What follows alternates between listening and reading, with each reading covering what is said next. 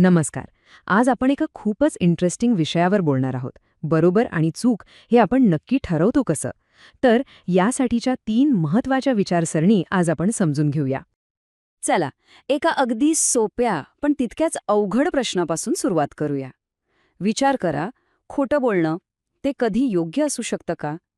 हा एकच प्रश्न आपल्याला थेट नैतिकतेच्या गुंतागुंतीच्या जगात घेऊन जातो. ओके, तर आजच्या या प्रवासात आपण काय काय बघणार आहोत त्याची ही एक छोटीशी रूपरेषा. ठीक आहे, चला तर मग सुरुवात करूया आपल्या पहिल्या दृष्टिकोनापासून. हा दृष्टिकोन काय करतो यापेक्षा कोणीतरी कसा आहे यावर जास्त लक्ष देतो. याला म्हणतात सद्गुण नैतिकता. हा सिद्धांत ॲरिस्टॉटलने मांडला होता. याचं मूळ काय आहे माहितीये? की नैतिकता ही माणसाच्या आतून येते, त्याच्या चारित्र्यातून, त्याच्या सद्गुणांमधून. म्हणजे सोप्या भाषेत चांगली कृती करण्यासाठी आधी एक चांगली व्यक्ती असणं गरजेचं आहे. आणि म्हणूनच हा सिद्धांत एक खूप मूलभूत प्रश्न विचारतो. तो कृतीबद्दल विचारत नाही, तो थेट आपल्या अस्तित्वाबद्दल विचारतो. मी कशा प्रकारची व्यक्ती बनायला हवं? प्रामाणिक, दयाळू की धाडसी? ॲरिस्टॉटलने स्वतःच याचं सार एका वाक्यात सांगितलंय, जे खूपच सुंदर आहे. ते म्हणतात, चांगलं काय आहे हे नुसतं जाणून घेण्यात आम्हाला रस नाहीये, तर आपण चांगली माणसं बनू कशी शकतो हे महत्वाचं आहे. बघा, किती मोठा फरक आहे विचारात. ॲरिस्टॉटलच्या तत्त्वज्ञानानुसार माणसामध्ये एक खास गोष्ट आहे. ती म्हणजे तर्कशुद्ध आत्मा, म्हणजे विचार करण्याची, चिंतन करण्याची क्षमता. आणि हीच क्षमता, हेच सद्गुणी चारित्र्य बनवण्याचा पाया आहे, असं त्यांचं म्हणणं होतं. ओके, तर हा झाला पहिला दृष्टिकोन, जो चारित्र्यावर होता. आता आपण दुसऱ्या दृष्टिकोनाकडे जाऊया, जो चारित्र्यापेक्षा आपण काय करतो म्हणजे आपल्या कृतीवर जास्त लक्ष देतो. याचं नाव आहे डिऑन्टॉलॉजी, किंवा सोप्या भाषेत कर्तव्य आधारित नैतिकता. हा सिद्धांत इमॅन्युएल कांटने दिला. याचं म्हणणं असं आहे की काही गोष्टी ह्या मुळातच बरोबर किंवा चूक असतात, त्यांचा परिणाम काहीही होऊ. याला आपण एक नैतिक नियम पुस्तक समजू शकतो. म्हणजे नियम, तो मोडायचा नाही. तर इथे प्रश्न मी कोण आहे असा नाहीये. इथे प्रश्न आहे माझं कर्तव्य काय आहे किंवा योग्य कृती कोणती आहे. तर याची काही मुख्य वैशिष्ट्ये आहेत. पहिलं म्हणजे कर्तव्यावर भर.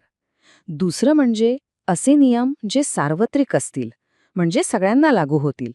तिसरं म्हणजे तुमचा हेतू महत्वाचा आहे. आणि शेवटचं म्हणजे कॅटेगरिकल इम्पेरेटिव्ह, म्हणजे असे नियम जे कोणत्याही परिस्थितीत पाळलेच पाहिजेत. आता हे प्रत्यक्षात कसं दिसतं बघा. समजा मित्राला वाचवण्यासाठी खोटं बोलावं लागतंय, तर ह्या सिद्धांतानुसार नाही. खोटं बोलणं हे मुळातच चुकीचं आहे. त्यामुळे खरंच बोललं पाहिजे, भलेही त्यामुळे मित्राला धोका निर्माण झाला तरी, कारण आपलं कर्तव्य सत्याचं पालन करणं आहे. चला, आता वळूया आपल्या तिसऱ्या आणि शेवटच्या दृष्टिकोनाकडे. हा सिद्धांत चारित्र्य किंवा नियम यावर नाही, तर फक्त आणि फक्त परिणामांवर लक्ष केंद्रित करतो. याला म्हणतात परिणामवाद. जेरेमी बेंथम सारख्या विचारवंतांनी हा मांडला.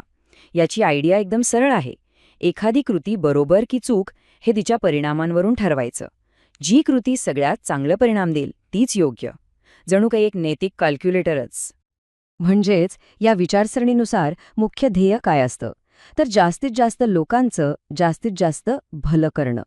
त्यामुळे इथला कळीचा प्रश्न आहे, सर्वात चांगला परिणाम कोणता असेल. या दृष्टिकोनाची एक खास गोष्ट म्हणजे तो खूप लवचिक आणि व्यावहारिक आहे, कारण तो परिस्थितीनुसार बदलतो. म्हणजे काही विशिष्ट परिस्थितीत खोटं बोलणं सुद्धा योग्य ठरू शकतं, जर त्यामुळे कोणाचं भलं होणार असेल किंवा एखादा मोठा अनर्थ टळणार असेल. ह्याचं एक उत्तम उदाहरण म्हणजे, समजा एखादा डॉक्टर आहे आणि त्याचा रुग्ण शेवटच्या स्टेजमध्ये आहे. तर त्याला बरं वाटावं, त्याला थोडी आशा मिळावी म्हणून डॉक्टर त्याला खोटं सांगू शकतो, कारण इथे खोटं बोलण्याचा परिणाम चांगला आहे. रुग्णाला मानसिक शांती मिळते. ओके, तर आपण हे 3 वेगवेगळे दृष्टिकोन पाहिले. एक चारित्र्यावर, दुसरा नियमांवर आणि तिसरा परिणामांवर. आता खरी गंमत तेव्हा येते जेव्हा हे तिन्ही सिद्धांत एकमेकांसमोर उभे ठाकतात. चला बघूया. इथे बघा, ही सारणी आपल्याला या तिन्हींतला फरक अगदी स्पष्टपणे दाखवते. सद्गुण सिद्धांत विचारतो मी कसं असायला हवं. डिऑन्टॉलॉजी विचारते योग्य कृती कोणती, आणि परिणामवाद विचारतो सर्वात चांगला परिणाम कोणता. म्हणजे प्रत्येकाचा फोकस, प्रत्येकाचा प्रश्नच वेगळा आहे.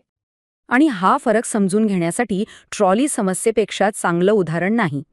समजा एक अनियंत्रित ट्रेन 5 लोकांना मारणार आहे, पण तुम्ही एक लिव्हर ओढून तिला एका व्यक्तीच्या दिशेने वळवू शकता. आता काय करणार? डिओन्टॉलॉजी म्हणेल हत्या करू नये, हा नियम आहे, त्यामुळे लिव्हर ओढून एकाला मारणं हे पाप आहे.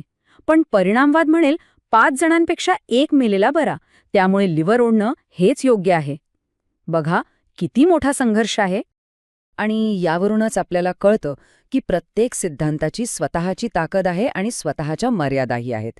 डिओन्टॉलॉजीचे नियम स्पष्ट आहेत, पण ते कधीकधी खूप कठोर वाटू शकतात. तर दुसरीकडे परिणामवाद लवचिक आहे, पण चांगल्या परिणामासाठी कोणतीही कृती योग्य ठरवण्याचा धोका देत आहे.